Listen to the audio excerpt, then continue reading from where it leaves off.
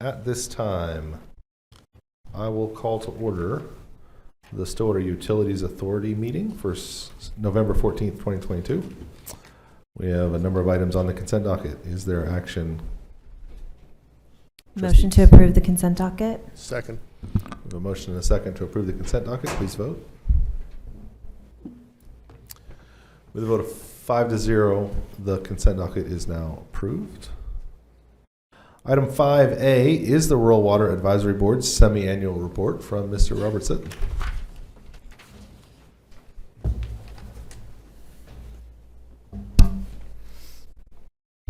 Thank you, councilors. I am Robert Sitton, chairman of the Rural Payne County Advisory Board for the city of Stillwater. And I don't know if you know why or why we even exist, but you all graciously bought our water system out, and we thank you for that. So now we wanted to be able to still have a say-so in on what happens, and the only way we can do that is through this advisory board, because none of us rurally vote for any of you all. So thank you for allowing me to and us to participate in with the city of Stillwater's actions. It's greatly appreciated, the way that you all take care of us. One of the things I wanted to bring about was some of the things on awareness that I've pointed out on page 3. Yost Lake Pump Station, I'm sure Bill has talked to you about that it needs upgrades. Whenever you all purchased us, it was on Exhibit C, item number 12. Should have been completed somewhere before June the 30th, 2015. We're really needing that, in need of upgrading, because of the fact we're almost into a mandate, because there isn't enough pressure out there in the northwest zone. And the sooner that gets done, then the more building that you'll have, and of course, the more building you'll have, then you'll have to fund the water department to have more people, because they need to get out there and get this done. As we continue on with the report, you can read what other awarenesses are. We go on down to C. We did have a large section of land sold, 540 acres out there on Coyle Road. So again, this is gonna, if it is broken down, we're gonna need more water meters. You all have upgraded. We've got excellent pressure out there in that zone. But Bill's gonna have to have men to work to put meters in. And right now they're running somewhere around 80%. We know that we're all having a hiring problem with people out there. We don't know how to take care of it because there's not people out there, but still just be aware of it, that there's a lot of good people out there. We don't know how to hire good ones right now. And but we would like to advance on as in our water on the northwest zone, so that way we can get more building going on. Builders are out there, they're wanting to go out there, but the pressure is low.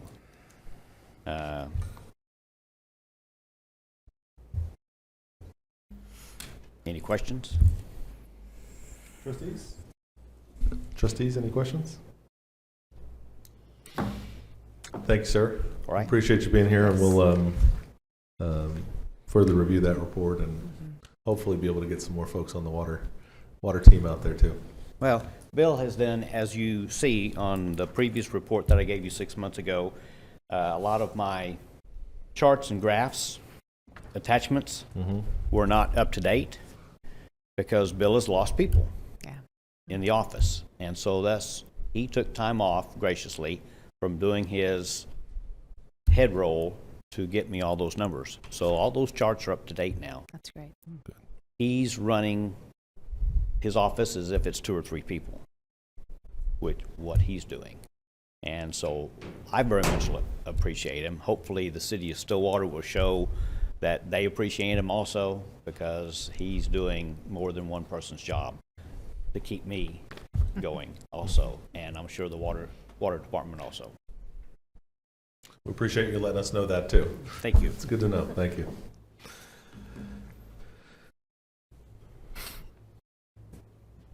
All right, item 5B.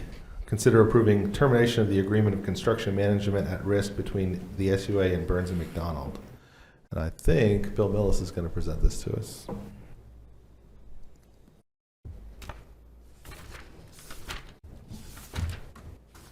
Yes, sir. Good evening. Bill Millis with the Engineering Department. Here tonight to discuss changing course regarding the project delivery method for the water treatment plant and raw water delivery system improvements.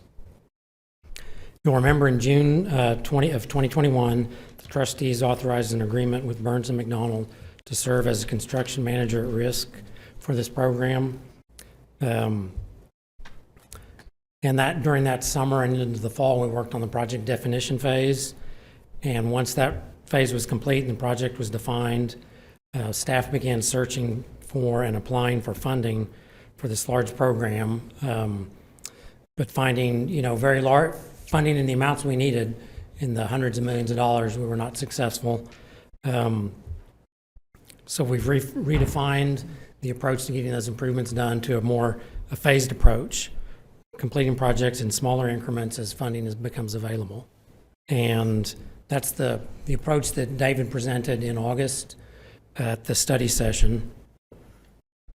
He included the map that's in your packets, included the breakdown of the first parts of those phases. There'll be many more, but those are the current three that we're working on most immediately. So tonight's agenda item is not about performance.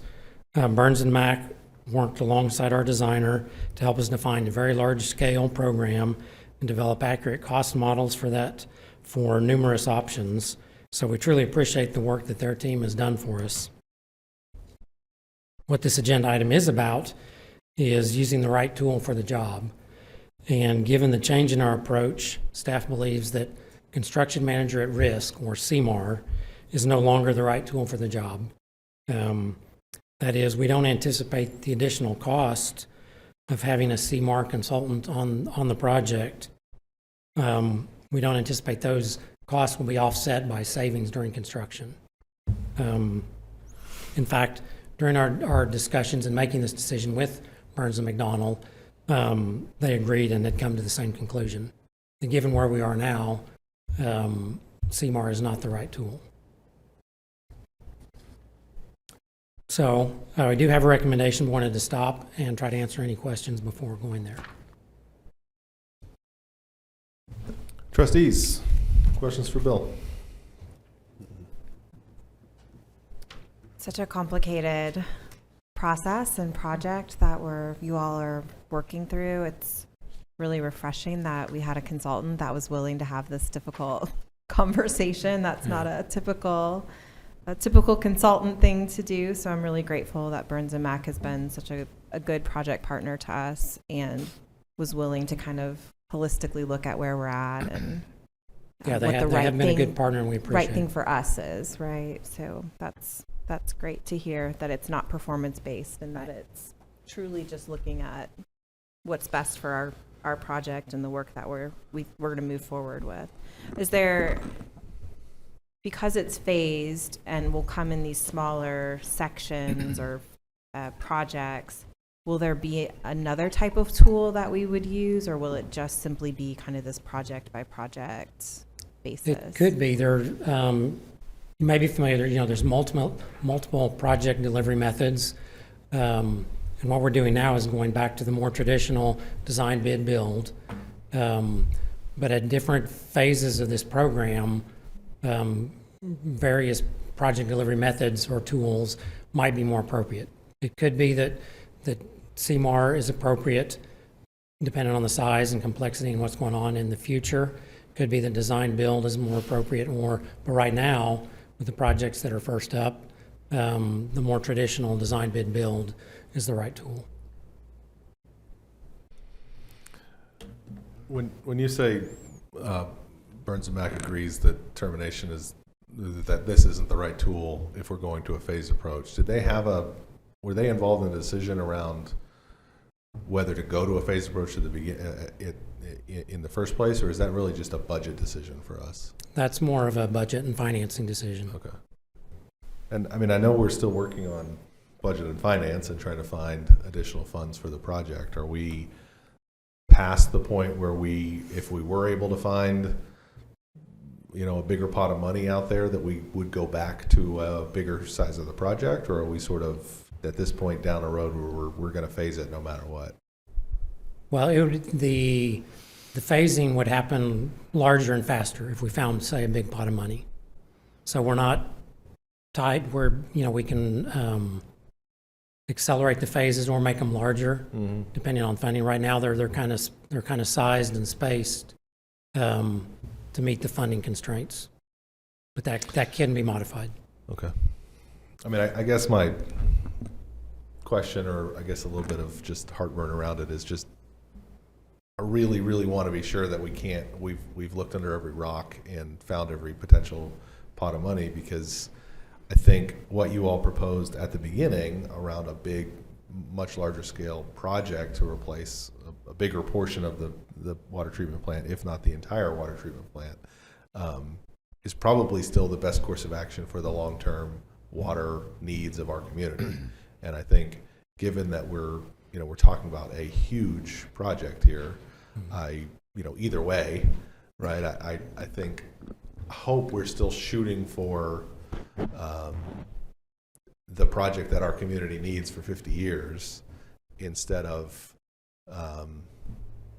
kind of just doing what we can piecemeal. I mean, I know that was what we got to do if that's all the money we have, but I haven't given up on the money part yet. I guess is the part that I'm, and I know you all haven't either. I know everybody is still out there looking for money, but I don't want us to get too far down the road where we go, well, no, we're just going to do little projects here, and we're not really focusing on the big, what we decided we needed at the beginning, if that makes any sense. Yes, and you're exactly right. Staff is still looking for money. It's kind of a continuous, year-round thing, not just once and we didn't find anything, so we give up. Yeah. And we still have that sense of urgency to get, as much as we can done as quickly as we can, and definitely ready and willing to accelerate and expand that as much as the funding will allow. Okay. And certainly the 50-year issue is one that I raised when we looked at the scaled back projects. I'm told that when complete, that the water treatment plant would indeed fulfill our needs for the next 50 years. With the phased projects? With the phased project, yes. I think, though, too, right, the construction manager at risk, that's a project delivery methodology. So it kind of gives an oversight to, right, it's a different form of oversight, kind of, as opposed to, like you were saying, the more traditional, somebody designs it, then we bid it out, and then somebody builds it, or an integrated kind of design build where somebody's designing and building it. So it seems as though, and I feel like I'm just restating what you said, Bill, but if we found a larger pot of money, you could find an opportunity for the bigger project, and if that required a construction manager at risk, we could still look at it if that's what we felt was the right method for project oversight. Yes, most certainly. And thank you for translating the engineering to English.